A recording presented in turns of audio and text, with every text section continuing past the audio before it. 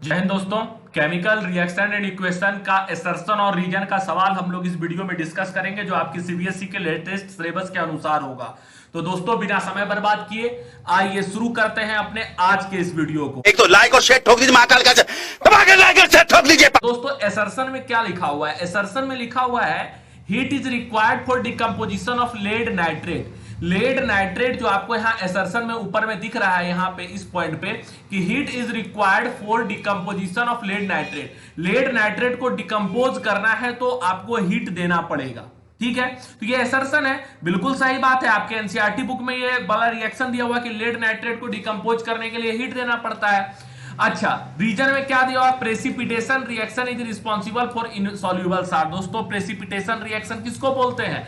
Precipitation वैसे reaction को बोलते हैं जिसके नीचे में इनसॉल्युबल साल्ट बैठ जाता है जाके, उसको हम लोग प्रेसिपिटेशन रिएक्शन बोलते हैं।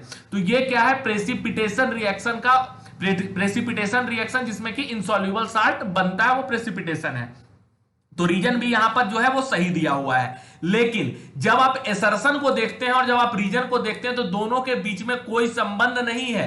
ठीक है, ऊपर का जो स्टेटमेंट दिया हुआ है असर्शन वो भी सही है, रीजन भी सही है, लेकिन रीजन असर्शन को एक्सप्लेन नहीं करता है। यानी कि option number B, both assertion and reason are correct but reason is not correct explanation of assertion. अब प्रेसिपिटेशन रिएक्शन इनसॉल्युबल साल्ट बनाता है, इसका लेड नाइट्रेट के टूटने के साथ कोई संबंध नहीं है। तो दोस्तों चलिए दूसरे सवाल पर चलते हैं।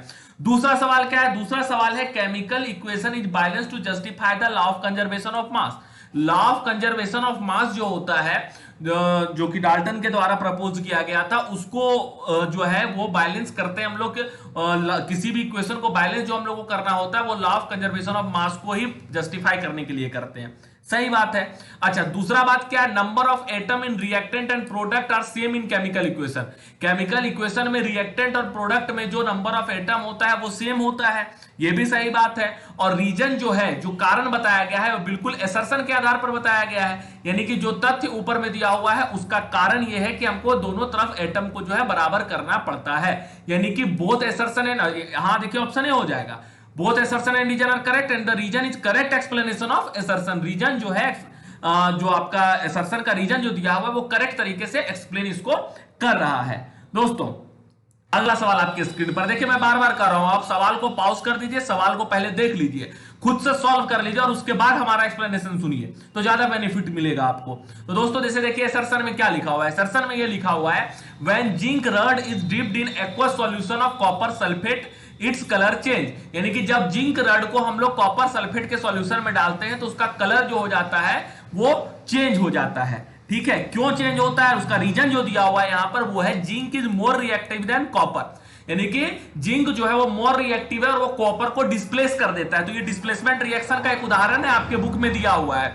अंडर द लाइन बुक पढ़िए, एक एक लाइन पढ़िए, आपको मिलेगा। और सवाल तो हम रोज अपने चैनल पर डिस्कस कर ही रहे हैं लगातार। तो यहां पर इसका क्या हो जाएगा आपका जवाब? तो इसका जवाब आपका यहां हो जाएगा both assertion and reason are correct. यहां पर जो भी असर्शन है और रीजन है दोनों करेक्ट है और रीजन करेक्ट तरीके से एक्सप्लेन कर रहा है असर्शन को, यानी कि जो तथ्य है उसको एक्सप्लेन सही तरीके से कर रहा है। दोस्तों अगला असर्शन क्या है? Exothermic reaction are those in which heat are produce. Exothermic वैसे रिएक्शन को बोलते हैं जिसमें कि हीट प्रोड्यूस होता है। रीजन में क्या दिया हुआ है?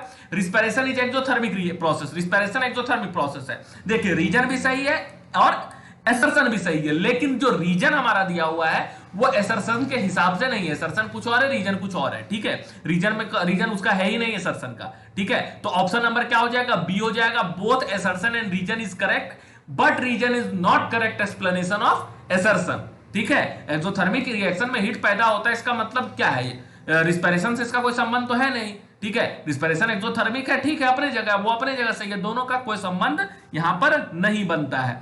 दोस्तों अगला सवाल देखिए, अगला सवाल क्या है? अगला सवाल है decomposition is opposite of combination reaction. Decomposition जो होता है वो कॉम्बिनेशन का अपोजिट होता है। सही बात है।